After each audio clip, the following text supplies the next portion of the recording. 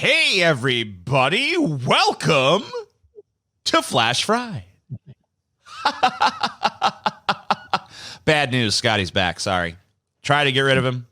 Tried our damnedest to get rid of his ass, but here he is again. You're a parasite that easy. Yeah. Scotty's like Lestat, dude. We fucking stabbed him in the heart and rolled him in a sheet and threw him in the fucking bog for the alligators to eat him. And then he showed up the other night playing the piano. And we're like, what the fuck? And then the next time we see him, he's got his own movie, but it's not quite as good. Like, oh, no. At least I have a movie, TJ. Yeah, at least you got your own movie. It may be a shit movie. It may suck. It may not hold up at all. Well, never have held up. There was nothing to hold up. I gotta say, Tom Cruise in that movie, he's pretty fucking great as Lestat, dude.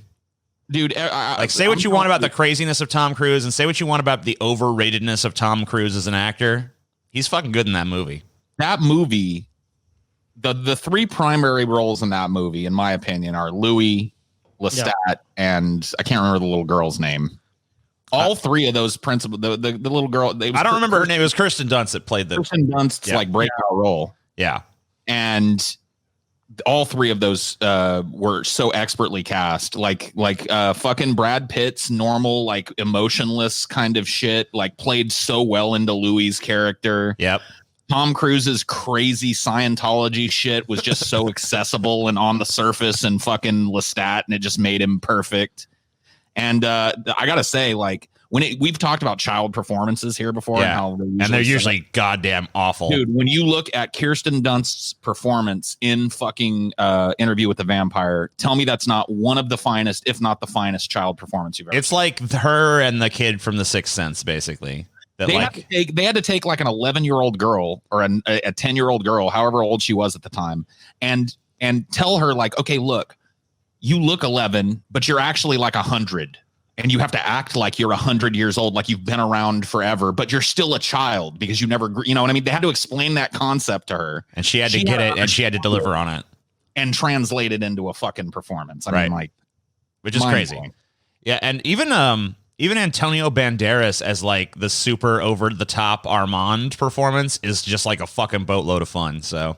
That movie's great. I gotta rewatch that movie. I rewatch that movie every couple of years. That's like one of the ones that's my go-to. And the homoeroticism throughout the movie, like, c'est magnifique. You know what I mean? Well, it's vampires. But like, dude, here's where you're gonna diverge from me. All right. I know it's a shit movie, but I like. Don't do it now. God damn it, Paul! Why you gotta go say that shit, bro? Come on, Paul. It was so bad. It was so bad. I know it's a shit movie. All right, but well, it's a rewatchable shit movie. Okay, well, I mean, so, are you basically telling me it's a guilty pleasure? Yes, I guess I can get behind that. That's all right. It's not so bad that it's like whatever, but that stat though is Tom Cruise did a better job. Was it Stuart Townsend or whatever? Is that the dude's name? He was a thing for about a couple years, Yeah, he sucked. And Aaliyah, oh my god. Okay, so Aaliyah died right around the same time it came out, and that's. Okay, she died before it came out. Yeah. Her role had to be like completely reimagined in the film. I gotta say though that she was terrible. I mean, I guess that maybe there were some scenes she would have done if she'd lived that would have made it work, but oof. I don't know, dude. Like I kind of feel like there's that scene. Okay, you remember the scene where Akasha, that's her name. Yeah, right? yeah. The she's like the ancient origin of the vampire. She's like the original vampire. Like her and Kane. Yeah. Or whatever it is, or anyway, whatever. Yeah, her husband that she kills, but whatever. But it's like so Akasha comes back to life, and she walks into that vampire club. That scene is dope. Like, she does a good job with that because she looks alien as she walks in there, and everybody stares at her, and then they try to attack her, and she just kind of like, and they burn. Like I think that aesthetically she worked. I think that if she hadn't died in a fucking plane crash halfway through, her role probably would have been way better. See, I remember that exact scene you're talking about, and for me, it was like it highlighted why I don't like her in the role. See, and the reason why is because like I feel like she was supposed to move like sort of like seductively and snake-like. Yeah. And I think she tries, but to me, she looks way stiff, which is really weird. But I like it because maybe the stiffness wasn't intentional, and I'm interpreting it wrong. That's true. She doesn't look like a belly dancer. She looks like something that moves in a different way than people move now, and that has her own kind of rhythm that she moves to. I don't know. I liked that scene. It's kind of a disjointed story, though. I think the story is, I mean, like the performances, you can argue all day long, one way or the other, but I think the story just doesn't work. Yeah, the whole Talamasca shit, where like, and the lead chick sucks. Like the one who wants to be a vampire. Dude. Yeah, she sucks. So yeah, it has its problems. There's some pretty cool stuff in the soundtrack. They had Jonathan Davis do the soundtrack, and he did like all these different songs for it. Redeemer, I still listen to that song. Then there's Godhead was on the soundtrack. Forsaken. Yep. Disturbed, a bunch of original songs done for it. Actually, in the movie, it's Jonathan Davis singing it all, but on the soundtrack they put out in stores, they had all these other singers do it because there was like a conflict. So Jonathan Davis couldn't actually sing his songs on the soundtrack, so he got a bunch of other singers he knew, like David Draymond and Marilyn Manson and some other people, to come and like. And every one of them did a good job too. Like I saw that movie because I won a pair of tickets from a Fresno radio station, like a call-in contest, and I won like 10 tickets to the midnight premiere of that and a copy of the album. That's cool. The album is cooler than the movie by far. I gotta say. Yeah. Anyway, we're not here to talk about fucking that bullshit. It's time to fucking get into the fucking news, I guess. So let's talk about news. Flavored cigarettes and e-cigs will soon be banned in California. Because that's California's big concern right now, of course. Yeah, good job. When issues in California, the state. Hey, California, congratulations on over 700,000 cases of coronavirus. You guys are doing it. You're racked by the coronavirus. Your state is on fire. And there's like a gigantic homelessness problem. But you know what? You got your eye on the prize. Banning them flavored cigarettes. That's going to solve it all. Look, this is such government overreach, in my opinion. I mean, like, I know that cigarettes are bad. I smoked cigarettes for a long time. There'll probably come a day where I'm going to smoke cigarettes again because I just know the trajectory of a smoker and I'm realistic about it. I see Paul's ass down there. I know how it goes. You quit for a while, then eventually, in a moment of weakness, it creeps back in your life. But whatever, like. Cigarettes are bad. You shouldn't fucking smoke cigarettes, blah, blah, blah, blah, blah. But at the same time, like, if a fucking adult wants to smoke a fucking flavored cigarette, that should be their fucking prerogative. And even if it shouldn't be, is this really the fucking thing to worry about right now? Like, is this really even where any fucking effort, there's so many fucking real problems going on. This is like such fucking low tier shit. Like, it should be. Go to the headspace of like, let's ban e-cigarette flavors. Yeah, like, I want to know who can fucking afford such trivial concerns at a time like this? Like, the entire country is fucked up. California is bearing a huge brunt of it simply because it's a fucking major population center in the. I mean, like, it's California's the 5th largest economy on the fucking planet, right? Last I fucking checked. Yeah. I'm not sure. Yeah. So I mean, like, it's like the 5th or 6th largest economy in the world, right? And so I mean, like, it's basically its own little country. And it's been hit hard by corona. It's being hit hard by wildfires. It's being hit hard by drought that's connected to those wildfires. It has huge infrastructural problems. The fucking property values are too high for most people to live there, especially now that the movie industry is fucked. So LA is fucking not getting the money poured into it that it's used to. And there's people living on the streets. There's people in tents all across. I mean, like, it's way worse than it was when I visited it just a few years back. And it was like catastrophically bad then. Right. So, I mean, like, things have reached a fucking critical mass in California. So for them to worry about this, in my opinion, pretty fucking lame. Now, I will tell you this, as a native Californian, I can tell you that California is very fond of passing these types of legislations and then having a referendum on them and unpassing them.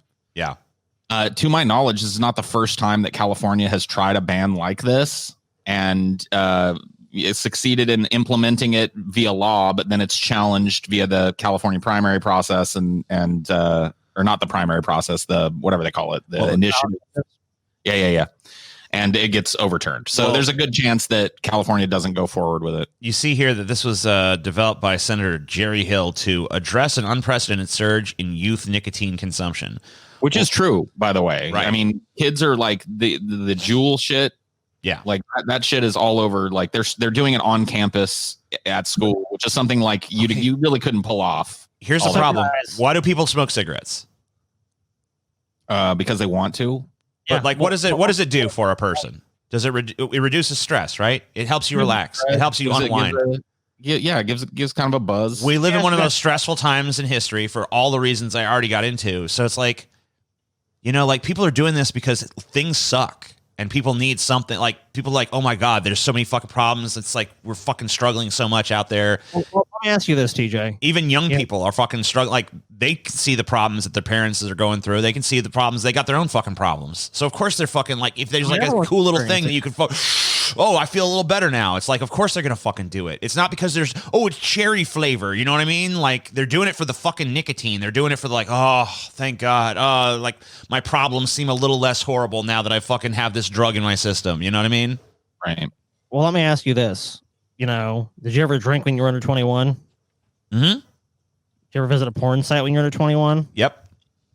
I mean, we can keep going on down the list. Like, you think by banning flavors of nicotine, like, look, if these kids want to do this shit, they're gonna fucking do it. Now, look, there's certain things where it's like you have to accept that, like, look, people are gonna break, like murder. You can't say, well, people are gonna murder, so murder should be legal. Obviously, there's lines in the sand you have to draw, but this is just a stupid line to draw and a stupid distinction because it's just gonna be menthol flavored. Then they'll just use menthol. I was a smoker at 14.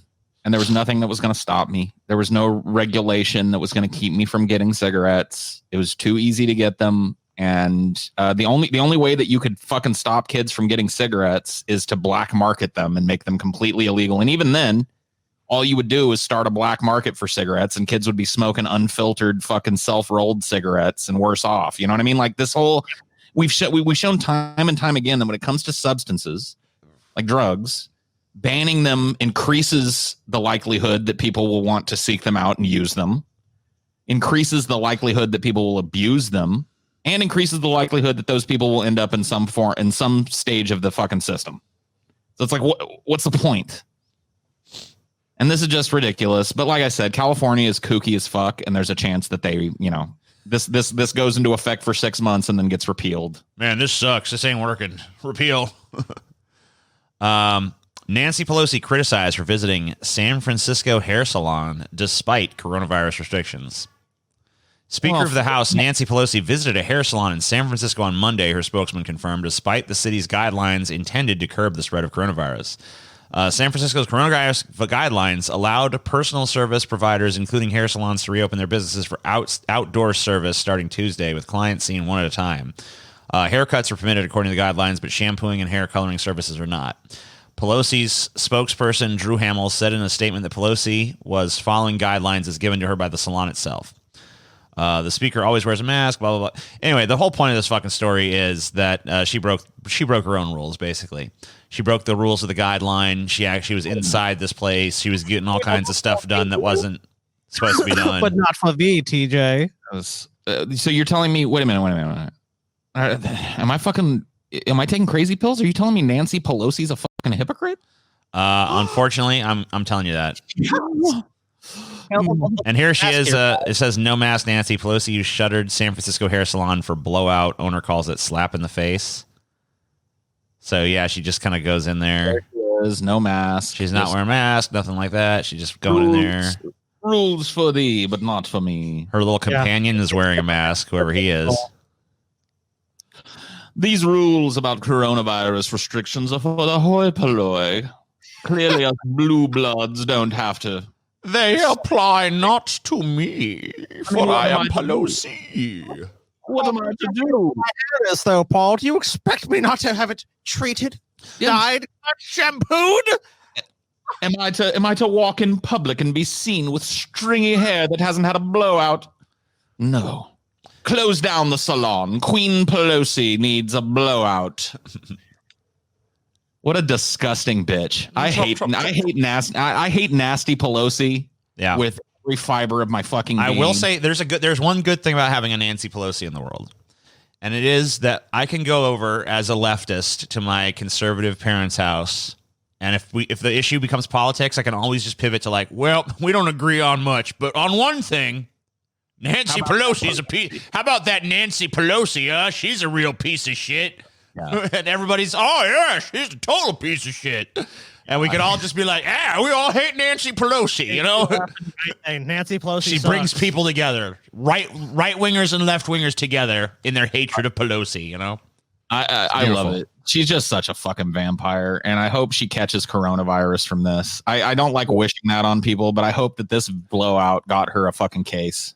It didn't, dude.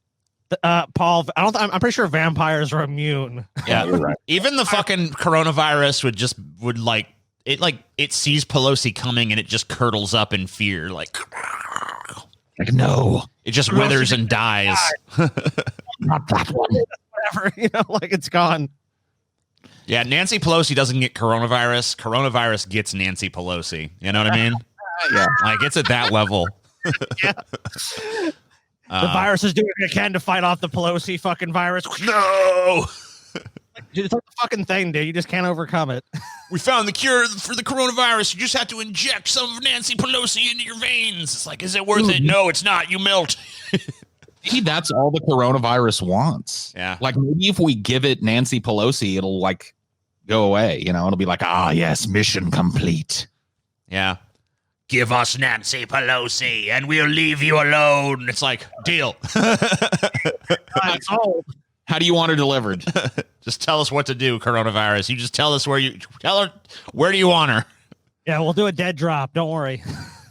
Moderators announced for presidential debates. Now, of course, there was a little bit of we could actually kind of segue with Nancy Pelosi because she actually made a statement about how I don't even know if there should be debates, which is like, it was worse than that. She straight out said Joe Biden should not debate Trump because it would be dignifying his position and that he's clearly unstable and right. Like, so, and that was so, just another fucking example of why she's fucking retarded as a politician, because you do not ever look like you want to back out of the fucking debate, because that's just like, it doesn't matter. Like, there's the worst thing you could do. And I swear, every election cycle that I remember in my head, I always remember there being some kind of kerfuffle before the debate about maybe the debates aren't going to happen. There's always this talk of like, maybe there's going to be like 7 debates this time. Or there's this talk of like, we're not even going to have debates this time. But there's always 3 fucking debates. It's just like, no matter what is discussed before about how we're going to do it different, it's always 3 debades. And lo and behold, it's going to be 3 fucking debates. I totally agree. And I've witnessed the same phenomenon. And I think that the reason for it is I think that ultimately neither side really wants to do the debates. And so they're hoping that they can both reach some kind of mutual thing where it like leaves both of them looking okay. You know what I mean? Yeah. And not do it. But one of them always takes leverage over the other one. Like Trump isn't going to sit back and go like, oh yeah, let's not do the debates. You know what I mean? He wants fucking Joe Biden. He wants a piece of Joe Biden's ass. And yes, Trump is dementia ridden as well. But I got to tell you, dude, Joe Biden is in fucking trouble in these debates, in my opinion. I don't think he's going to have the gumption. I don't think he's going to have the presence of mind. I don't think he's going to be able to string together enough sentences. I don't think he'll be fine. He's already got the strategy. Remember him on the bike? So I shared this. He's gonna fucking kick some dirt up in Trump's face. He's gonna do a couple push-ups, dude. He's gonna make Trump look. I know exactly how Biden wins this debate. All right, I already came up with the strategy. I don't remember. I've told some of my audience. I don't remember where I said it. I might have been in a private stream for our patrons or whatever. But I know exactly how Biden wins this debate. Okay, it has nothing. All it has to do is, at some point, when the debate's getting heated, because it's definitely going to get heated, Joe Biden has to be like, and Trump has to flinch back. Like, whoa, whoa, whoa. And then it's like, and then Biden wins. Like, yeah, that's what I thought, bitch. You know what I mean? He has to say that, too. That's what I thought, bitch, though. He can't just be like, yeah. And then, the debate's over at that point. Like, everyone in America is like, well, Trump's a pussy. It's over. You know what Trump looks like that? He looks like Alec Baldwin in the end of Team America World Police. Right. He's like, oh. Like, no, you've been made, your bitch made at that point, and everyone sees it. So I think that's what Biden has to do. I really just think he has to, like, raise his hand like he's going to hit Trump. Trump has to flinch I think Trump, like, I've seen Trump flinch from shit when he gets scared, and he's easily shook.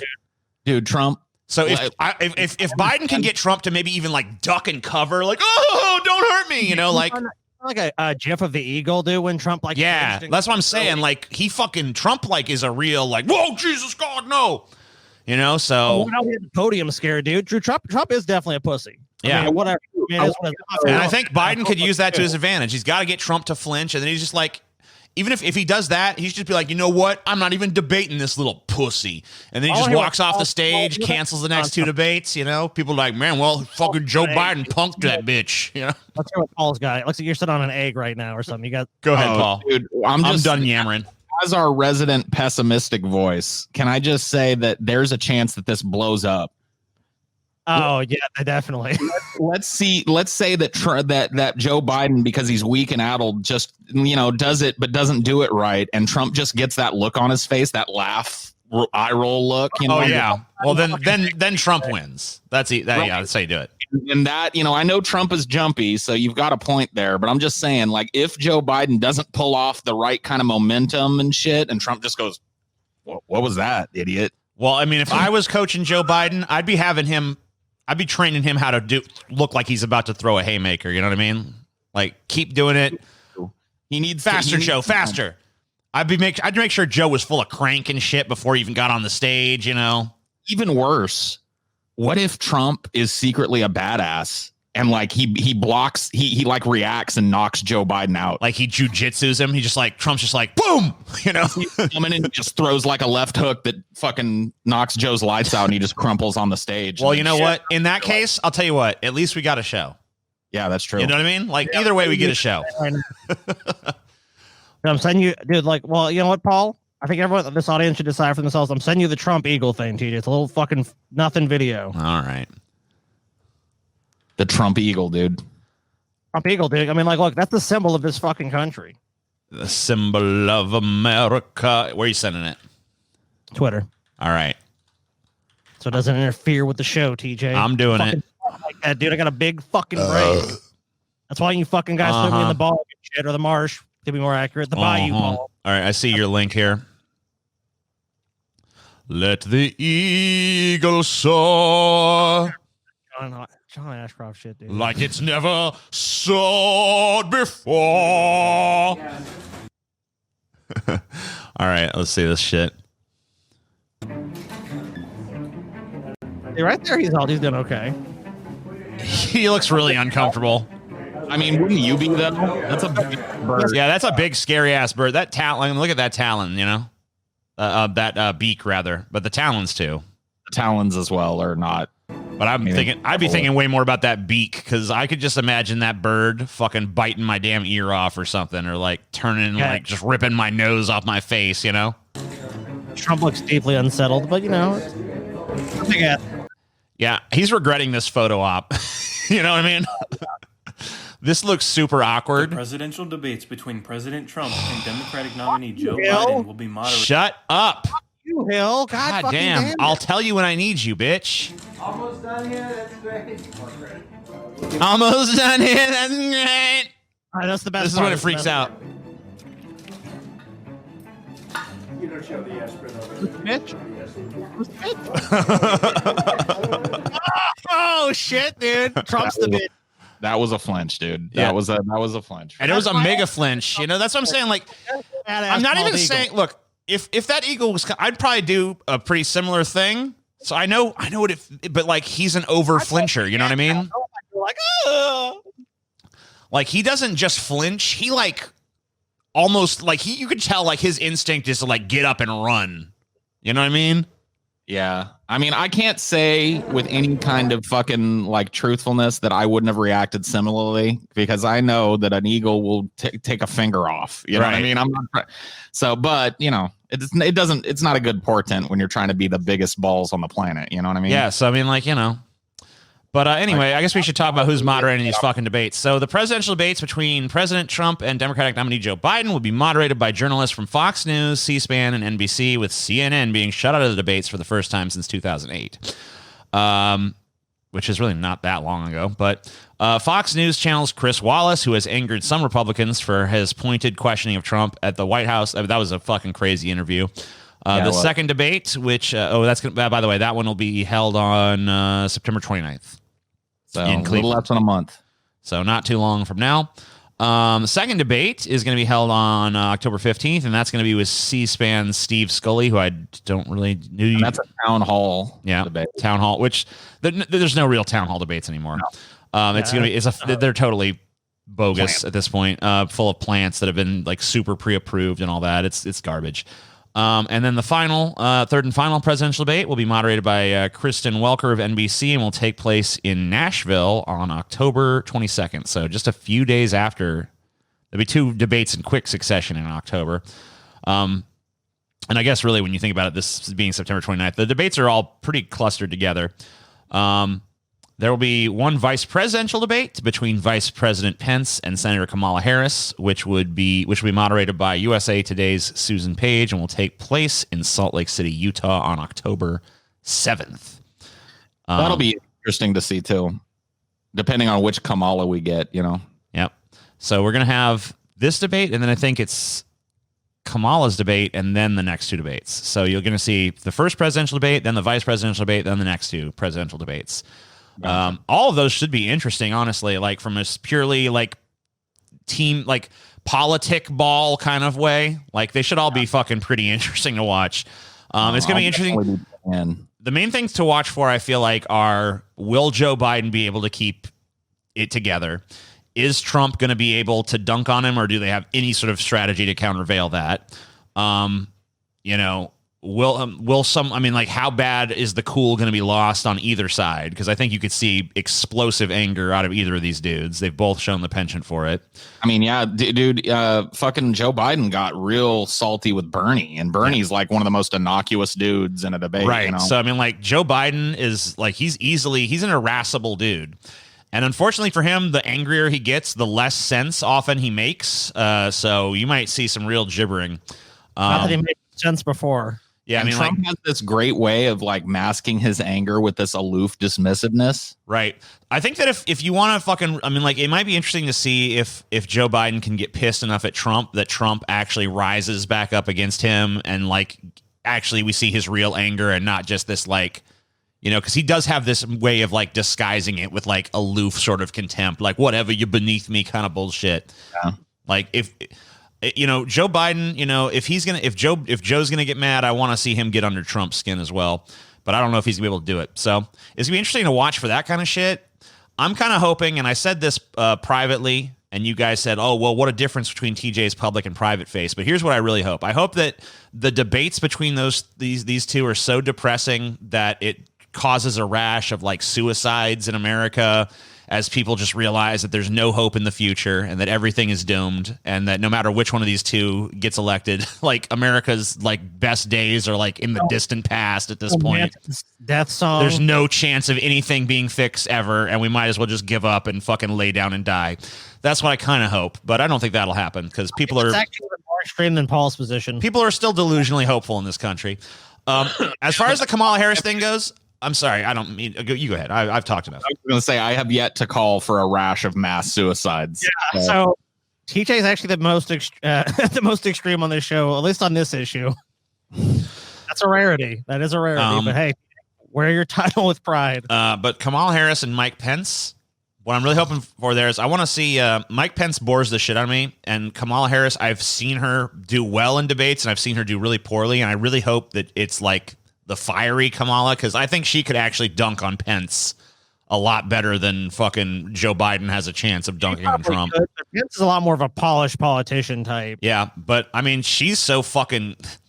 Like, if she goes after him the way she went after Biden in that very first debate, which is what she definitely should do, I think she could be pretty effective. Yeah. But I guess we'll see. A big bump for the campaign there, honestly. Yeah, a few bright spots. And I think that this time around, because Joe Biden is so old, there might be a lot more attention paid to the vice presidential debate. Oh, yeah, there's definitely, it's probably going to be one of the more viewed ones, I would speculate. I mean, because like both of those people have a pretty, like with Trump being as old as he is and Biden being as old as he is, I think that there's a lot better chance that one of those people will actually become president at some point in the next 4 years. Yep. So I think people will be a lot more interested to see what the VP spot, entails this time around, because you have to view both of those people as like either of these people could potentially be president too. What was your big breakout YouTube video? It was about Sarah Palin. Yep. And I mean, like, he really sunk the McCain ticket because she was so fucking dumb that, like, even by American standards, was like, I remember there was like an interview with her and was like, what are your news sources? She's yeah, like, but you know what? the more I look back at Sarah Palin with like the hindsight of 2020, I kind of see how that she was just like a trailblazer in the Republican Party. Because like Sarah Palin, she was just Donald Trump in beta testing. You know what I mean? Yeah, definitely. Like people often paint her as a disaster or whatever, but when it comes to like Republican strategy going forward, she wrote a lot of it. You know what I mean? Yeah, like she kind of set the stage for like this new kind of like Trump Republican, and the Tea Party kind of thing and stuff. Winning the war. Yep. Yeah. But she introduced America to that kind of like politician. I think honestly, Bush before her to some extent too, but not quite as much. He still had a lot of fucking old school Republican energy, but like he definitely lowered the standard for like IQ and stuff like that. Yeah, he kicked the door open for a Palin, and then she blew it wide open. You know what I mean? Yeah, and then she blew it open for a Trump, and who knows what he's opening the door to. I don't even want to fucking imagine the next fucking Republican president, but I mean, look what happened with Brazil and other countries, dude. Like he's an international trailblazer at this point. Like, look, America can elect someone that dumb. Why can't we? Yeah. Beautiful. But these debates, they're sure to be a shit show, but you know, if you want to view them purely as entertainment, which I think is about as much stock you should put in them, I think you might get some entertainment out of it. I think you're right. But let's talk a little bit more about our good old buddy Joe here. Paul has some clips. These are some clips of Joe from his first 2 days on the campaign trail. His days on the campaign trail. Here's his speeches. Now, you know, let's take a look at some of what went on. Paul, you want to set these up? Well, because I've been accused in some of the responses to these posts of cherry picking, and like the rest of the speech was okay, and this is his well, own. I mean, okay. So in fairness to that, then these are the moments that he fucking flubs really badly and fucking trails off into nowhere. Like, okay, so it wasn't like Joe Biden came out and sounded like this for like 25 minutes or whatever, but of a longer speech, right? But still, like the fact that like some of this stuff is like, this is not just like, oh, slip of the tongue. This is like weird shit. Well, to respond to that point, there's many compilations on the internet of Joe Biden doing this repeatedly. So, I mean, it's kind of hard to deny that this is a common feature when he makes a public public speaking or whatever, like off teleprompter speech. So let's just take a look at this, because this is really gibberish. This first one especially is really gibberishy. Super duper gibberish. COVID has taken this year, just since the outbreak, it's taken more than 100 years. Look, here's the lives. So. I mean, think about it.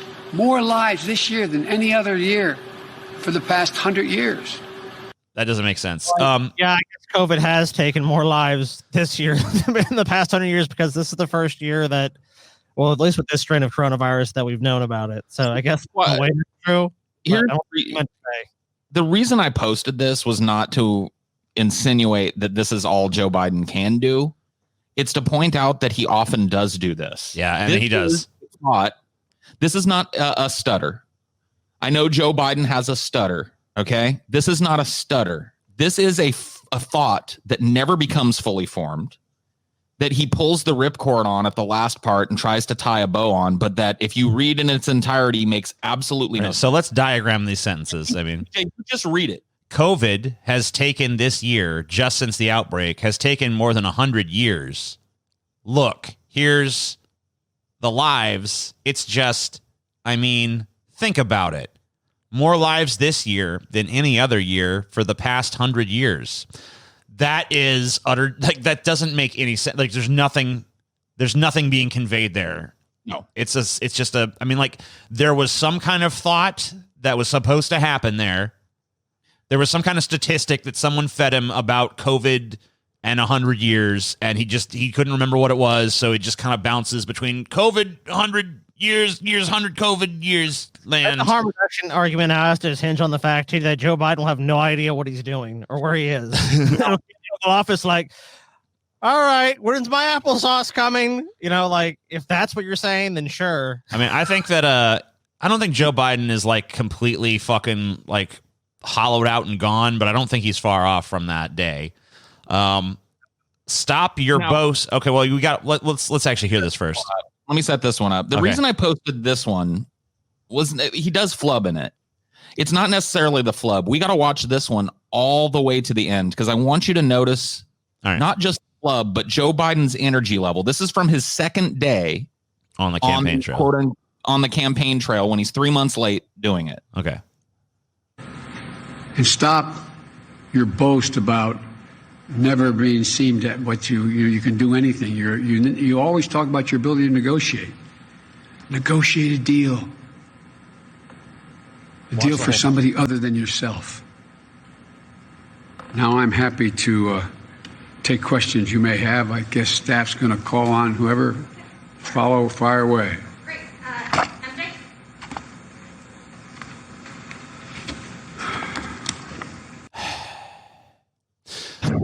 I guess I got to run for fucking president.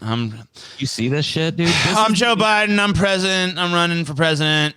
This is his second day on the campaign trail, and this is the energy and fire that he's bringing to the cause. Not only does he sounds like he's on like some kind of painkiller, and he's struggling to kind of fucking get a sentence out, and that he just really wants to crawl into bed and sleep. He seems annoyed by it to me. Like he's just like, ugh. Yeah, I'm running for fucking president. I get like he seems like a surly teenager that's being asked to like get out of bed to take the garbage out or something. Like, yeah, I'll run for president, mom. Past dude, so he's going through his like past life right now. So Joe Biden, his mind is like 17. Like, fuck you, mom and dad. I'm not taking the trash out. So here's you guys know what happened, right? So Joe announced 2 days ago that after Labor Day, in 10 days, he was going to go onto the campaign trail. Yeah, I heard that. And then a bunch of new polls came out that showed his lead shrinking, particularly in swing states. He's now in a lot of the swing states that Trump ended up winning over Hillary. He's now below where Hillary was polling at the same time in the last election. Yeah. Right, which is a concern, so, of course, a 5-alarm fire went off at the DNC going, Joe can't wait 10 days. He's got to get out there tomorrow. And he's pissed about it. That's what I think is going on here. Yeah, he's like, I was supposed to fucking be able to relax these 10 days. Now I got to go fucking campaign. I had 10 more days of kicking my feet up at my opulent fucking mansion in Massachusetts or wherever the fuck he lives. I don't know where Joe Biden lives, New Jersey or wherever the fuck. Or something. Where does he live? I think he's from Delaware. I think he has a house in, I don't know where he lives, but I think Delaware. Big fucking nice estate there. And he thought he was going to have 10 more days to kick back and do a little, soft prep and chill and be an old man and then really hit it hard. And then the party came down and was like, Joe, you got to get out there fucking now. You're slipping. Like you're losing it. What you have, you're losing. Go, get out there. And this is the energy he brought. This is what he did. Okay, so stop your boast about never being seemed at what you can do anything. Anyway, questions. It's like, what the fuck am I watching here? This is what you guys wanted instead of Bernie Sanders. And the whole reason was like, so many Democrats were like, yeah, I like Bernie Sanders' policies better, but Joe's more electable. It's like, this is what you thought was electable? Like, really? Like, look at it. Do you know that Mark Lahamadou guy? Oh, dude. Yeah, that guy. Every time I go to polls, dude, you know what? like, He's that dude's not only is that. I'm sorry. Go ahead, Scotty. Anytime Paul posts about the election, I just look. I always hit like, okay, let's see what's commented. Every time I see that dude, just like, he's probably in this. He's probably in this. Let's see. Like, always stirring the pot. I love it, dude. He's Mark Lahamadou. He posted something a while back, and he was like, I'm kind of glad that we didn't get Bernie because I really don't think Bernie projects an aura of stability and competency right now. And then I just played him a clip of Joe Biden speaking. You know what I mean? It's like, what are you talking about? Dude, like, how is your head that far up your own ass? Go watch the first day of the DNC. Bernie Sanders gets out there like a champ and shills for this fucking Joe Biden bitch. Like, way better than Joe. You could tell that, like, to Bernie Sanders, it feels about the same as like when it's like, hey, have you guys heard of Raid Shadow Legend? Like, you know what I mean? And it's like, he gets out there and he gives it his all and he fucking tries to highlight the more progressive aspects of the fucking Biden agenda and shit and try to make a case and like, but he's passionate and he gets through his fucking speech and there's no flubs and there's no like, Bernie doesn't look around confused or any of that shit. Like Bernie Sanders, he might be a little older than Joe Biden, but he's fucking clearly way more together in the fucking, in his head than Joe Biden is. Like he sounds pretty much the same as he ever did. Tell you what, TJ, not Trump. And Not you know, Trump. the fact that we're dealing with this Biden shit instead of a Bernie shit when like the fucking the Democrat fucking party voters, like the old fogies all turned up to fucking put Biden on the fucking ticket. And now this is the fucking result. He's fucking out there going, 100 years COVID killed more people in 100 years than it killed today. And it's like, what the fuck am I like, huh? And I mean, it wasn't even that the old fogies showed up. It's that fucking the DNC waited until just before Super Tuesday to have Warren drop out. Well, no, Warren didn't drop out. Warren still stayed in to split the progressive vote, but all the establishment candidates dropped out and fucking threw their support behind Biden so that he could fucking eke out the victory. Exactly. So it's like, what the fuck, dude? But another factor is that old people actually showed up in record numbers. Young people, like in a lot of places, did show up more. Like their numbers raised a little bit. There was more youth engagement, but there was like a massive, giant surge of old people that showed up. Like it was like unprecedented old people showing up, and they were all like, Biden. Movie. And I don't remember the name of it. Remember where Chris Rock is running for president? It's like America may have its first black president. He says all the white people in the suburbs and shit just racing to their cars to go vote and shit. Yep, dude. And the old people heard like they're gonna legalize the marijuana and the socialism's gonna be everywhere. It's like get the walker, get get in the car, go. Dude, I've got it figured out. TJ is right, dude. I've got it fucking figured out. Oh yeah. We're here at a polling place, and we're talking to Kenosha Williams, 90 years old. Can you tell us, would you mind telling us who you're going to vote for today and why?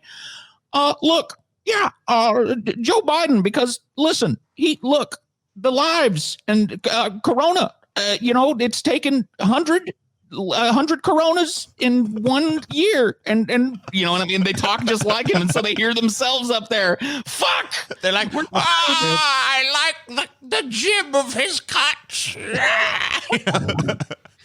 All right, anyway, here's Joe Biden falling asleep on the air, guys. Oh shit. Joining us live this morning. Wow, this is the most embarrassing clip yet. Morning. Oh, Joe, wake up, Joe.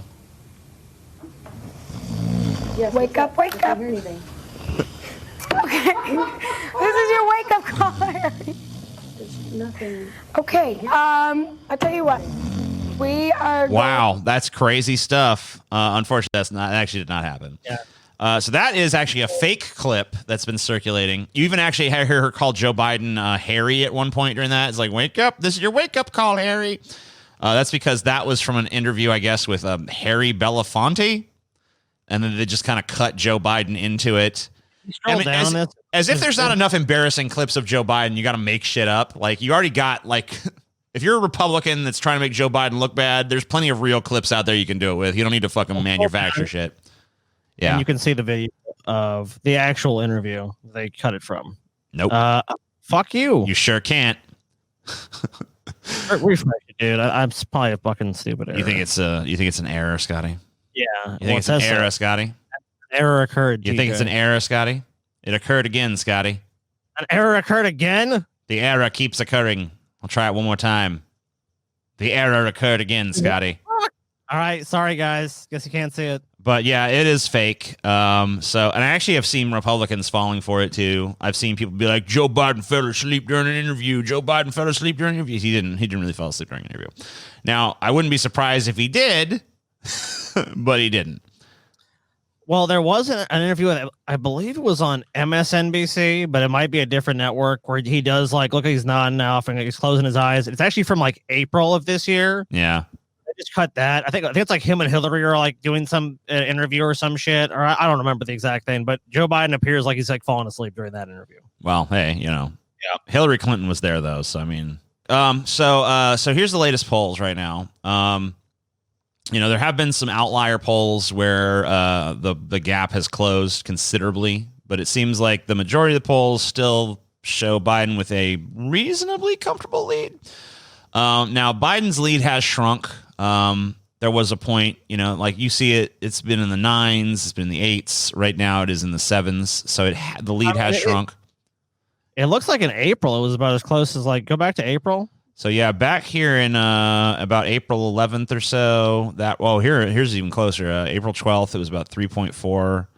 So there was a period in April where they were really, really close. And you can see that now it's closing up again, but it hasn't quite got as close as it was in April. It's about 7.5.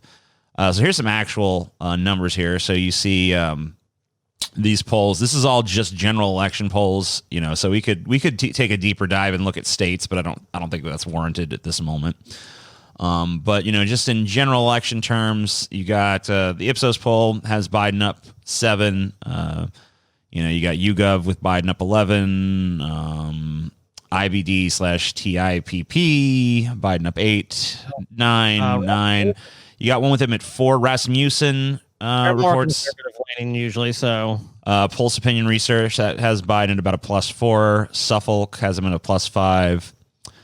Then Suffolk again at +7. Quinnipiac 10. I've never even heard of this. Curiously 5. Seltzer and Co. That's one was sponsored by Kyle Kalinske, who was of course in the pocket of Big Seltzer. +8, and Opinium got Biden at +14. Seems a little bit. Yeah, that'd be insane if Biden won. That's a crazy if Biden outlier. Won my 14 points, that'd be. Yeah. I would almost be like, was there voter fraud? Yeah, I mean, 14 is kind of a crazy one. I think that probably. I mean, obviously the average right now says they're about 7 points apart, 7.5. So I mean, the reality is it's very unlikely that Trump's going to win the popular vote. Right. I mean, Trump probably will not win the popular vote. It didn't happen under Clinton. It didn't happen. I mean, like Trump lost the popular vote last time around by a considerable margin. Considerable given the fucking, tightness of these races now. But really, can Biden pick up any of those Rust Belt states? Can he win Florida? Or can he win Arizona? I mean, like, he's got to win the purple state. Everyone fucking already knows that. So, I mean, like, we talk about the popular vote, but that's not going to really decide. It's these small margins in these states that people are kind of more evenly divided. I mean, we could check battleground polls if you want. Yeah, like Ohio's going to go to Trump almost certainly. I don't even really consider Ohio much of a battleground anymore. No, it's considered much. Yeah, I was going to just say that. I was going to ask you guys, by the way, I'm back. Sorry about that. I've heard a lot of people say that Ohio is no longer a swing state. Like it's pretty much just a red state now. Yeah, it's pretty solidly red at this point. I mean, it could go back to being a swing state or it could stay red, but right now it's red. I would say it's pretty solidly red. I mean, like you might be able to get some kind of like centrist-y Democrat, but I don't know. If Joe Biden can't do it, probably not going to happen. Democratic governor, but he's a centrist. I checked comparables. Like for Clinton versus Trump. Mm-hmm. And at this point, national polls were reporting an overall, I think, 12 or 13 point lead for Hillary. Clinton, yeah. And so Biden is up about half of that. Right. So that's not very promising for him. Overall. Now, of course, in this crazy fucking country we live in, it's not down to that. It's down to the electoral college. Right. And that. So here is CBS's prediction. You see it's a very narrow margin there with there's a lot of yellow though. So I mean, like it does seem like at this point Trump has a higher mountain to climb, but we haven't even had the debates yet. And I've always said that a lot of this could hinge on these debates, and I really foresee that Trump is probably going to do a better job in the debates. Like unless Biden's got some serious like ace up his sleeve that we don't know about. If his energy level remains the same as it has in these opening days of his campaign trail, he's in a lot of trouble. Oh yeah. But I really think people overestimate too sometimes, not to be contrarian or whatever, but I think people overestimate the power of debates a lot. Yeah. I think people, especially people who are like real staunch electoralists, they look at the debates and they think that like this is a hinging moment, but I don't think history really plays that out. I think that when the country is as like split as where it's like, very almost half and half between these two parties. Because there's been times, of course, where it's been like Bob Dole versus Clinton, where you just like, there's not even a chance Bob Dole's going to fucking win. Right. But when you have these kind of split things, I think the debates could make a little bit of a difference. I think it kind of depends on how dramatic the debates are. If the debates are just like a standard affair, they're not probably going to move this needle at all. But if Joe Biden really fucking shits the bed in the debates, that could definitely, people might be like, well, I don't like Trump, but I mean, he seems like he's at least in control of his mental faculties. I got to fucking vote Trump. Here, it definitely does still favor Biden because his likely states give him more points, basically. So these are the states that are solid. I mean, like Biden has more solid points on his side. Like he ain't losing any of these points. Well, he's got California, that's a huge prize right there, 55. And then Trump's got these points that are pretty much certain to go for him. And then Biden has these states that are maybe leaning towards him. And then Trump has these states that are leaning towards him. And then there's all these toss-ups. Now, Trump has to not only win all the toss-ups, he's got to fucking win some of these states that are blue. And he did that last time. To win. If you really want to know why, it just this actually displays it better because Trump has all these ones in gold. Trump pretty much has to win. Which one of these light blue states represent a state that went Trump on the East Coast? Michigan went Trump, right? Michigan went Trump, so they're saying it's solidly. They're saying it's pretty solidly blue for. I mean, it's like light blue. Trump as well. Wisconsin went for Trump. So if these two went for Trump again, if it was like, yeah, we're still satisfied with our Trump thing, that could be. If Joe Biden wins those two, then yeah, that's definitely like if this plays out like how it's leaning and likely, then yeah. I mean, Joe Biden will pretty much, I would say, would be elected. And then Florida being a toss-up, that one ended up going pretty strongly for Trump.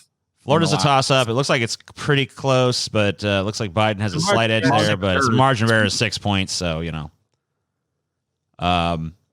Georgia looks like it's leaning Biden, but margin of error is crazy. So I mean, I think it'll probably, Georgia probably will go to Trump.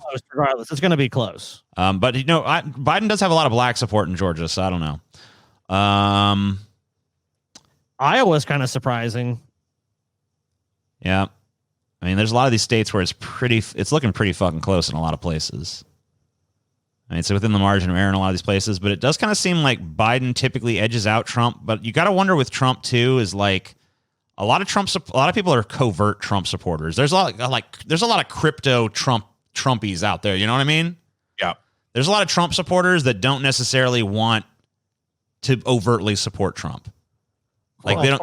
Like they're just kind of like they know Trump's controversial, but they like him, but they don't necessarily want to be associated with liking him.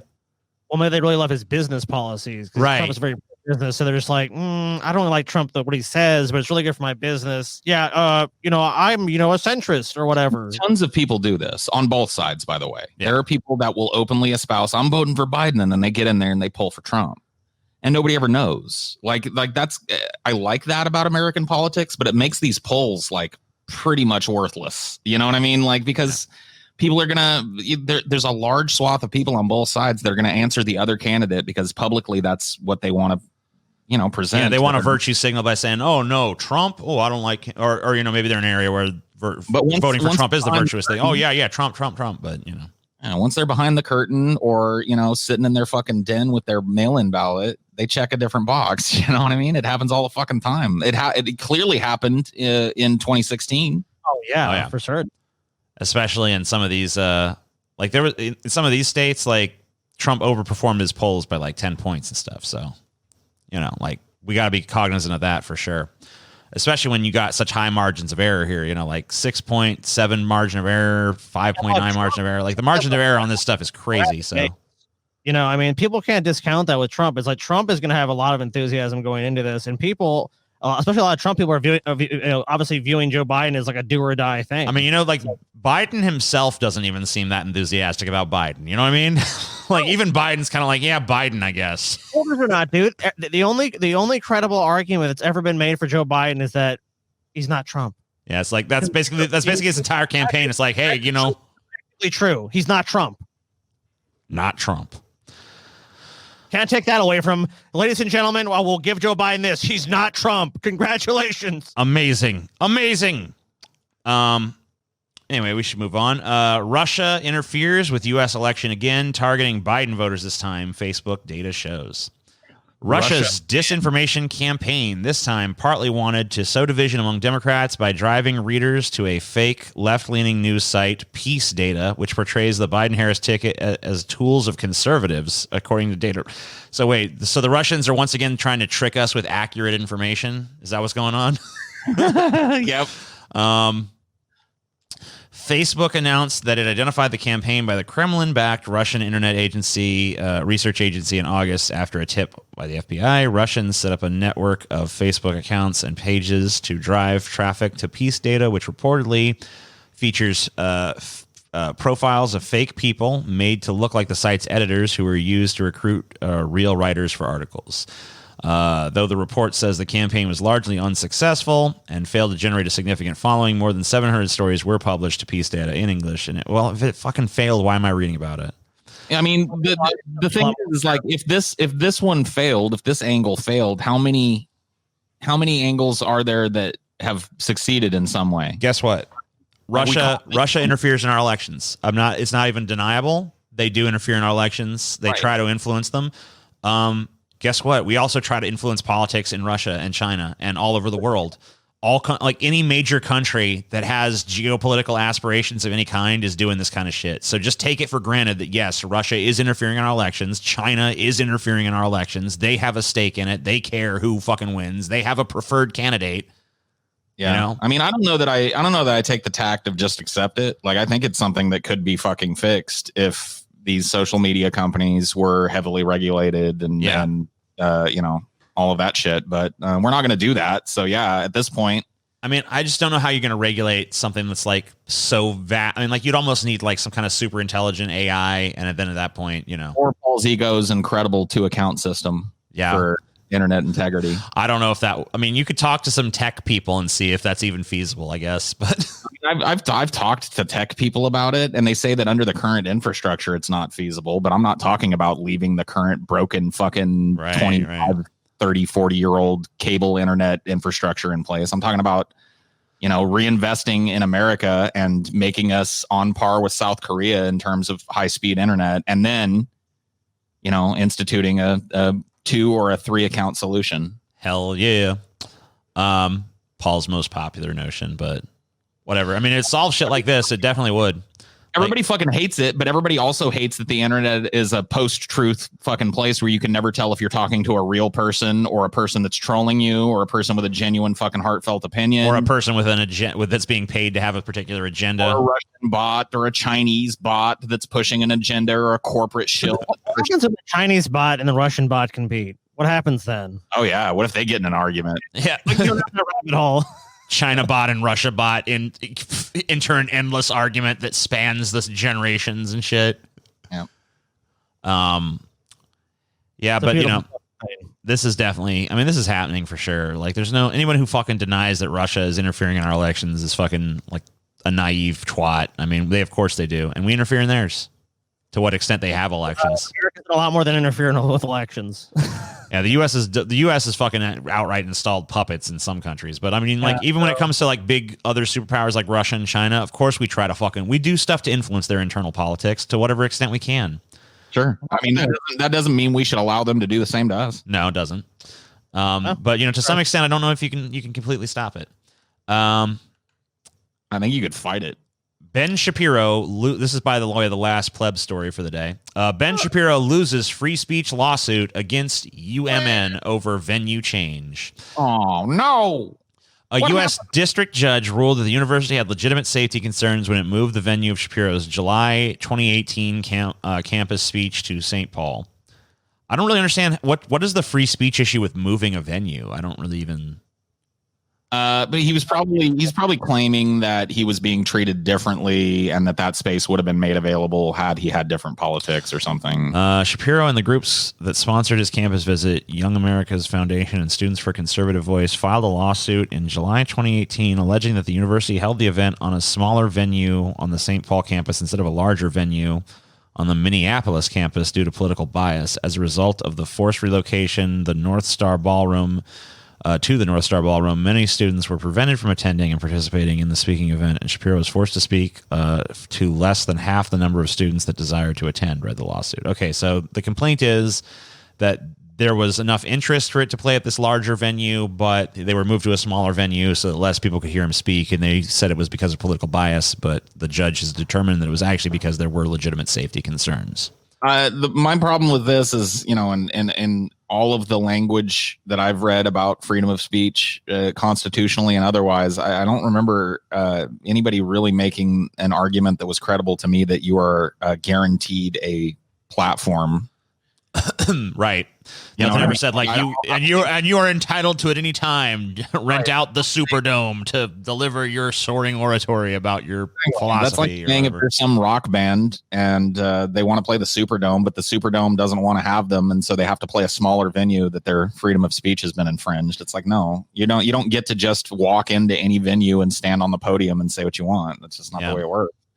And especially if there's legitimate safety concerns. I mean, like, couldn't they have conceivably of like, okay, we're going to do a 2-night event or something then? I don't know. Maybe that wasn't feasible for whatever reason. Right. I just don't see that a ball gag was placed in the mouth of fucking Ben Shapiro over this. He was still allowed to say whatever the fuck he wanted to. Yeah, he still had his event. I mean, fucking, what's the big crybaby fest about here? It's probably just something he had to follow through on. He's probably like, we'll be sewing the school. I mean, I don't think he gave a shit one way or the other. He hasn't really talked about this issue. You might talk about it on the air now or something, just to go, you see what the liberal want. You know, like he'll probably spin a yarn from it. That's all I can imagine him doing with it. I don't think he actually gave a fuck about the lawsuit. I doubt he even paid for the lawsuit. Right. Who knows? Boo hoo. So sad.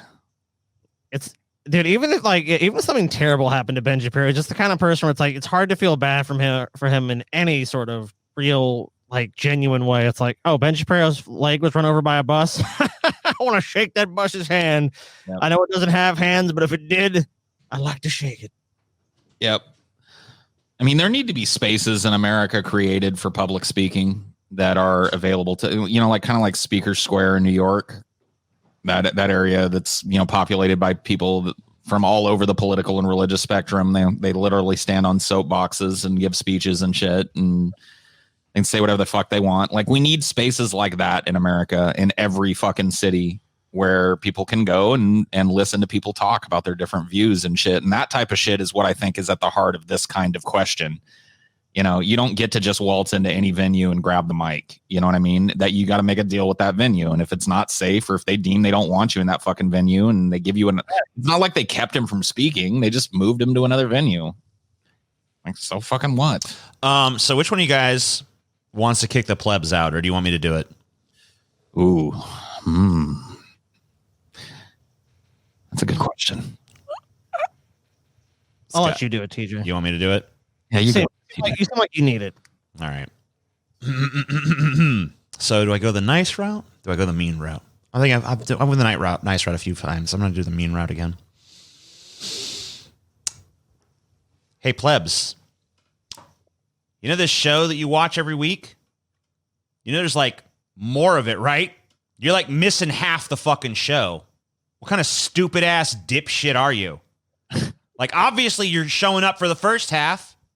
But then it's like, oh, the second half, I don't necessarily want to have to pay the paywall. Guess what? You know what's behind that paywall other than just the other half of the show? A bunch of other shit, like days and days of content. You have any idea how much fucking content we have at this point? We've been doing this shit for fucking 3 years? I don't even know how long at this point. We're going on 3. We got so much fucking shit behind that paywall at this point. It'll make your fucking head spin, bitch. There's so much shit. It's just waiting out there. It's all you gotta do is grab it. Oh, this amazing content. It's so delicious. Oh my God, I could just watch for days and days and days on end with no break. There might even be a month worth of content at this point. I don't fucking know. It's crazy. Yeah, crazy amount of fucking content. We should fucking go back and we should count that shit out. We haven't even counted. You know why? Because there's too fucking much. But let's just make a fucking conservative guesstimate. There's 1 billion hours of content. I would say there's 2.8 billion hours. 2.8 billion hours of content, maybe, asterisk. Of content. Get your ass out there. Go to the fucking...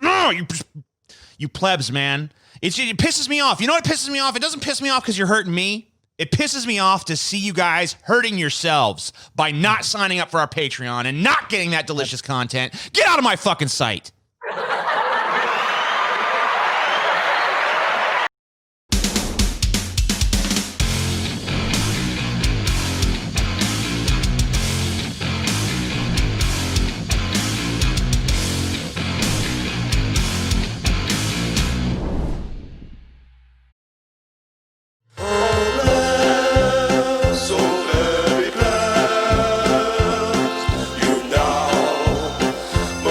goodbye.